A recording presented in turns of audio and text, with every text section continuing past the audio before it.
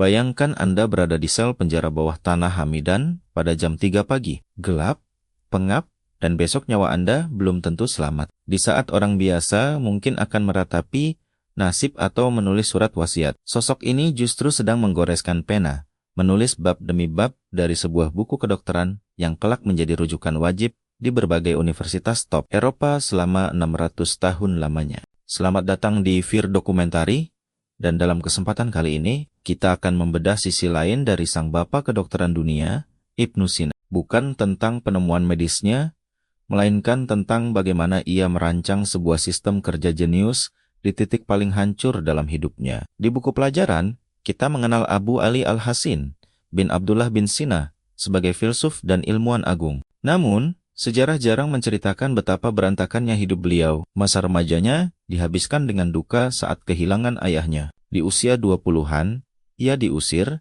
mengungsi, dan kehilangan seluruh hartanya. Di usia 30 hingga 40-an, akibat gejolak politik dinasti Samaniyah dan Buaihi, ia berkali-kali dijebak, difitnah, dan dipenjara. Namun, di tengah hidup yang penuh red flag itu, mahakarya Al-Kanun fi At-Tib, The Canon of Medicine, yang berisi 1 juta kata justru lahir, disusul oleh ensiklopedia filsafat raksasa, kitab As-Sifa, The Book of Healing. Bagaimana caranya? Mari kita bongkar 3 rahasia produktivitas ekstrimnya. Rahasia pertama, Ibnu Sina tidak menyimpan ilmunya di rak buku, melainkan menguncinya di dalam kepala. Saat dipenjara tanpa akses ke satupun gulungan perkamen referensi, ia murni mengandalkan ingatannya. Sejak kecil, ia tidak hanya diajarkan menghafal secara buta, tetapi dilatih untuk mengenali pola dan koneksi antar keilmuan. Ada satu catatan sejarah yang sangat terkenal. Saat ia kesulitan memahami buku metafisika karya Aristoteles, ia membacanya hingga 40 kali sampai hafal di luar kepala. Pemahamannya baru terbuka ketika ia menemukan buku tafsir dari Al-Farabi di sebuah pasar. Ini adalah bukti bahwa ia membaca untuk membangun peta konsep. Latihannya untuk kita saat ini. Setiap selesai membaca atau belajar sesuatu, segera tutup buku atau layar gadget Anda dan tuliskan ulang 3 poin utamanya dengan bahasa sendiri. Pindahkan ilmu itu dari sekadar catatan masuk ke dalam ingatan. Rahasia kedua, dan ini yang paling relevan untuk generasi overthinking hari ini.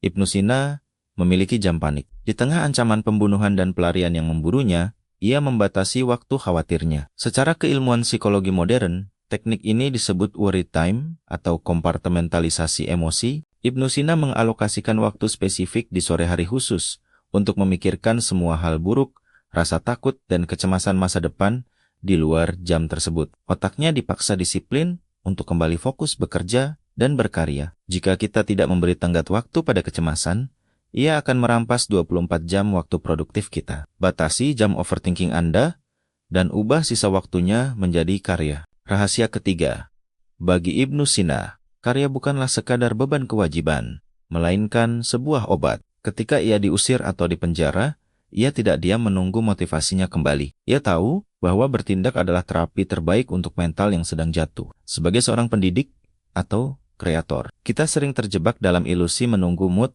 atau menunggu alat yang canggih sebelum memulai sesuatu. Ibnu Sina membuktikan bahwa motivasi itu tidak datang sebelum kita bekerja. Motivasi justru muncul setelah kita mengambil langkah pertama. Amatir bekerja saat sedang semangat, namun seorang profesional bekerja karena memang sudah waktunya untuk bekerja. Bahkan di akhir hayatnya, pada usia 57 tahun, dalam kondisi sakit di tengah pengembaraannya, Ibnu Sina tidak berhenti. Di ranjang kematiannya, ia masih menyempatkan diri menyunting naskah bukunya. Ia tahu karyanya akan hidup jauh lebih panjang dari usianya maupun musuh-musuhnya.